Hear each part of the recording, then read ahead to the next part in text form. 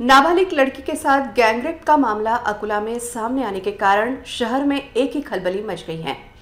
पायल नामक बबली की मदद से बंटी नामक आरोपी ने इस गैंगरेप की वारदात को अंजाम दिया है। पुलिस ने आरोपी युवती को गिरफ्तार किया है, जबकि घटना में शामिल तीनों ही आरोपी फरार हो गए हैं। नाबालिग लड़की के साथ गैंगरेप का सनसनीखेज मामला पुराना शहर पुलिस थाने की हद में सामने आया है।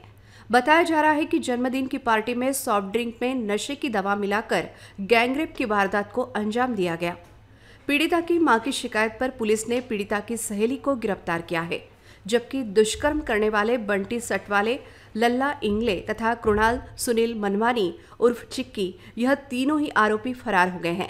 पुलिस उन्हें पकड़ने के लिए जगह जगह छापेमारी कर रही है। जानकारी के अनुसार पीड़िता अकोला में अपने रिश्तेदार के घर रहकर पढ़ाई कर रही है।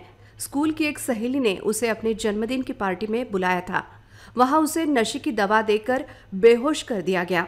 इसके बाद पार्टी में आए बंटी सटवाले, लल्ला इंगले तथा कृणाल मनवानी उर्फ चिक्की ने गैंगरेप की वारदात को अंजाम दिया तथा घटना का वीडियो भी बनाया।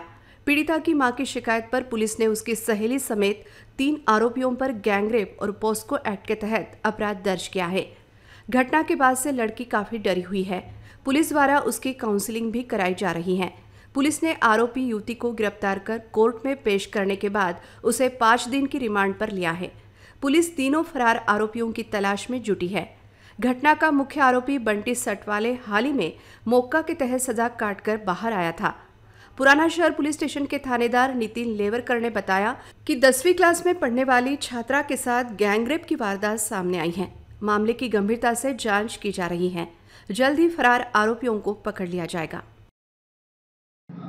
काल दिनांक एका पीडितेने पोस्ट जुने शहर येथे तक्रार दिली की तिला तिच्यासोबतचे मित्र आणि परिचयाचे जे होते त्या 3 ते 4 त्यामध्ये एक महिला आहे आणि त्याचे 3 मित्र अशा लोकांनी तिच्या वाढदिवसाच्या दिवशी वाढदिवस असल्याने सोबत पार्टी करू असे तिला म्हणून घेऊन गेले आणि तिला काहीतरी सॉफ्ट ड्रिंकमधून पाजण्यात आलं आणि त्या अनुषंगाने तिच्यावर मैत्री करायची आहे, तू आवडतेस असे म्हणून तिच्यावर जबरदस्ती केली।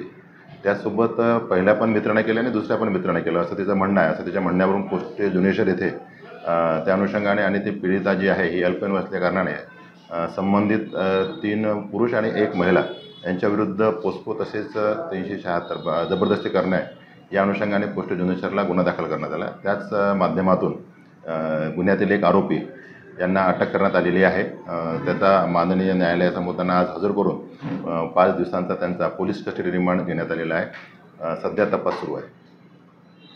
महाराष्ट्र राज्य कौशल्य व्यवसाय शिक्षण परीक्षण मंडळ मुंबई तसेच महाराष्ट्र शासनाच्या कौशल्य विकास व उद्योजकता मंत्रालयाद्वारा मान्यता प्राप्त महाराष्ट्र शासन मान्य पॅरामेडिकल कोर्स सर्टिफिकेट व diploma courses yoga and naturopathy पात्रता 10वी उत्तीर्ण कालावधी 1 वर्ष 2 वर्ष माध्यम इंग्रजी मराठी हिंदी भारत सरकार व महाराष्ट्र शासनाच्या GR नुसार नॅचरोपॅथीचा अभ्यासक्रम पूर्ण केलेल्यांना स्वतंत्र व्यवसाय करता येईल। अभ्यासक्रमाची वैशिष्ट्ये योगा अँड नॅचरोपॅथी हा अभ्यासक्रम पूर्ण केलेले विद्यार्थी आहार तज्ञ तसेच सौंदर्य तज्ञ म्हणून स्वतंत्र व्यवसाय सुरू करू शकतात। स्वतंत्रपणे योग व निसर्गोपचाराचे वर्ग सुरू करू शकतात। फिटनेस सेंटर सुरू करू शकतात। भारत सरकार व महाराष्ट्र शासनाने शालेय व महाविद्यालयीन अभ्यासक्रमात योग शिक्षणाचा समावेश केला आहे।